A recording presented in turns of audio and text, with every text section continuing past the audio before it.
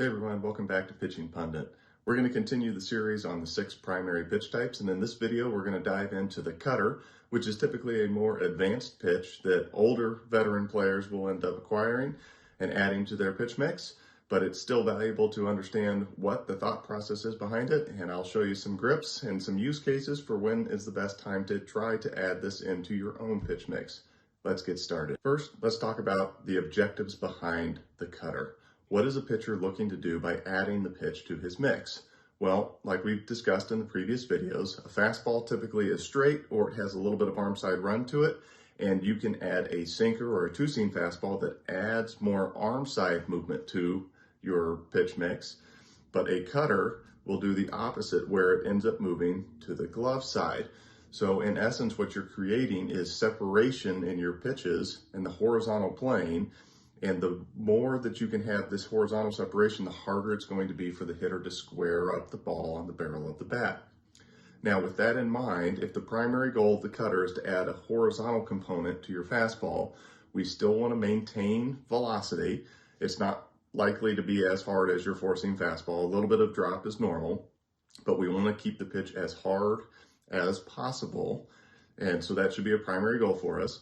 But along those same lines, a high velocity pitch, a hard pitch with a little bit of horizontal movement, and we want it to stay on plane with the fastball and the vertical component. What that means is we don't want the pitch to have a lot of downward diving action to it. Once we start getting into more of the depth, that's when the pitch is more of a true slider rather than a cutter. Now, the vast majority of cutters out there, including at the major league level, have less carry, less hop, less ride than a four-seam fastball, but the best of the best, the Kenley Janssens out there, even the Corbin Burnses, their cutters are on plane with their four-seam fastball, and that's what really gives you the full advantage of the pitch, is when it still has enough velocity and carry to get above barrels, but it adds in a horizontal component that confuses the hitters and makes it more difficult for them to square up both the cutter and your fastball, or if you also have a two-seam, your two-seam pitch. So those are the primary objectives of the cutter. And as you can see, the cutter is really a complementary pitch that helps out your primary fastball. And if you have a two-seam or a sinker, then it can also benefit that pitch as well.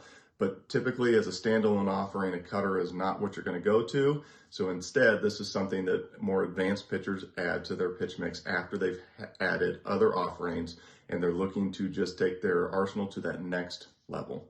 So let's talk grip. All right. The cutter grip is one of the most consistent grips across pitchers. Now, there's going to be micro variations and a little bit of adjustment depending on how you throw and the comfort level that you have with it. But in general, the grip that I'm going to show you here is the foundational grip that almost every person who's throwing a cutter uses. So what we start off with is our four-seam fastball grip. And if you remember this one, we have the tripod effect where we have a nice stable grip and we're centered in the baseball. And all we're going to do is rotate the baseball in our hand. So now we're across the seams, and you can see it on the front here. This is my four-seam fastball grip. I got my nice tripod. I rotate the fastball, and now I've got a different seam orientation under my fingers here, under the index and the middle fingers. My thumb is still underneath the middle of the baseball. That position can change as you go and experiment and try and create this movement, but on the whole, this is the foundational cutter grip. That one change in the grip from a four-seam fastball, that's it. We generally keep it so that your middle finger is around the horseshoe here on this side of it. It's a little bit more difficult if we were to rotate the ball and we're trying to do it with the horseshoe facing the opposite side. So we stay on this direction, and now we have a cutter grip. Okay, you might be asking, how is that going to make the pitch move differently? Well, this is the key here. If you can see my wrist and the relation of my hand to my forearm, when you throw a cutter, you typically want your wrist moved inward just a little bit like this. I'm exaggerating, but moving your wrist in this plane, right like this. When you throw your fastball, your wrist is moving like this, and any pitch that you throw, you're going to have this action on your wrist, right? But with a cutter, what we want to do is we want to preset our wrist where we cock that in just enough, And as we're going to come through our throw, what this does is that allows our hand to be in a different position behind the baseball, and we end up with some inefficiency, so some gyro spin on this pitch, but it also enables our index finger to be on the back of the baseball. And what that does is it allows us to apply a force and a pressure so that this front axis is almost tilting up. Very few pitchers are actually able to get the axis, this front axis above the horizontal line, the horizontal plane here. But if you can, what you've ended up creating is true side spin towards your glove side. And you can see that here. If I have this pitch, and the more that I raise that front axis, now I got that ball spinning, and that spin is going to cause the ball to go that way. So what we do with this little motion of our wrist before we go to throw, and as we come through, we've allowed ourselves to be in a position to have the ball come out with a gyro component, which is critical for a cutter, but also to keep this axis as close to horizontal, if not slightly above horizontal, as possible. The cutter uses seam shifted wake. Most of the guys who are throwing quality cutters benefit from a seam shifted wake component to it. That's still being explored and researched as to why that is the case, considering the seam orientation and how we typically have all four seams matching. But it is important to know that seam shifted wake is a component that creates the horizontal movement. And knowing that, what we need to do is be open to experimentation of these micro adjustments, whether it's moving the ball a little bit, and you can see I'm barely moving the baseball in my hand, but sometimes that small of an adjustment can have a profound effect on the final shape of the pitch. Overall though, that's your grip. You get the grip, you cock the wrist, and then you go and you throw it and you try and rip it just like you would a fastball, except your wrist is inward just slightly. So what are some common problems that we see with cutters? The most common issue by far is when players are adding a cutter to their mix, they want to see big movement. And the cutter does not need to have large movement. When you are able to see the pitch move glove side, but also have a little depth to it, that means you're not staying on plane with your fastball as well as you could. So even though it might look good to your eyes, and a catcher or somebody standing off to the side might say, wow, that pitch really moved a lot, this is not a pitch that you want to see large amounts of movement. Instead, what you want it to do is look like a fastball, but then at the end, just barely end up to the glove side of where your fastball would normally cross the plate. So if the pitch starts creating movement that starts here and ends up here, so this is the shape of the pitch. If you start seeing this type of movement on your cutter, typically what is happening is you are creating too much gyro spin.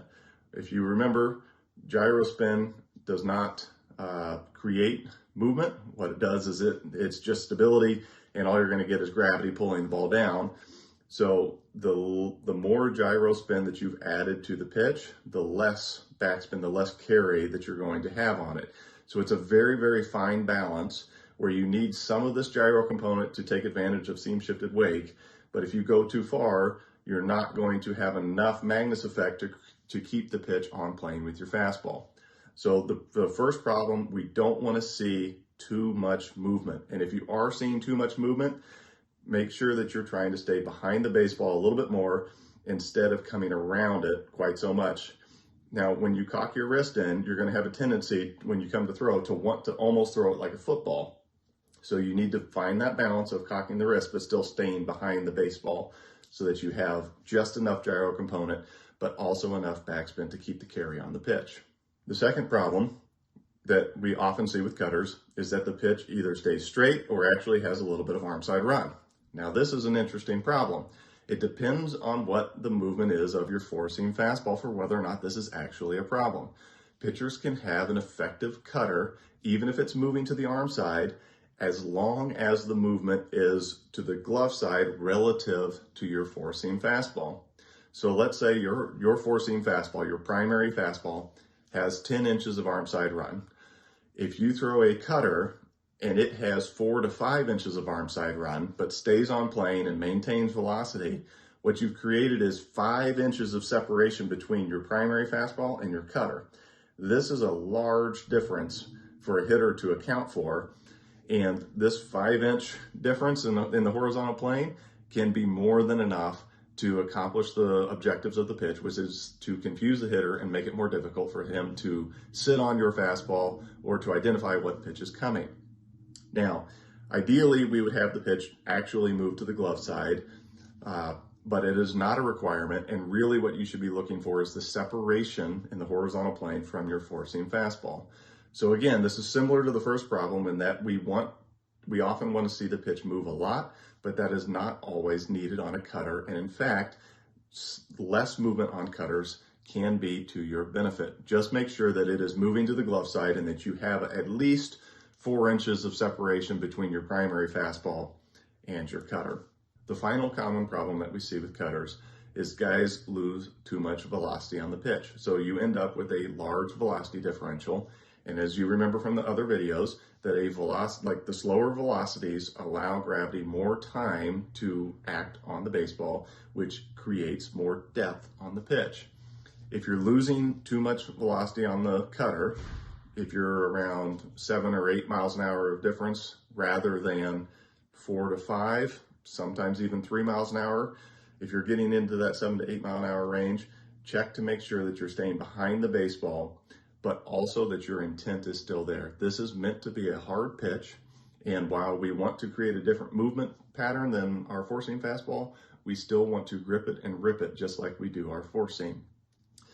Oftentimes, players are just trying to manipulate the baseball instead of focusing on trusting it and letting their natural athleticism take over and letting the pitch do what it's supposed to do on its own.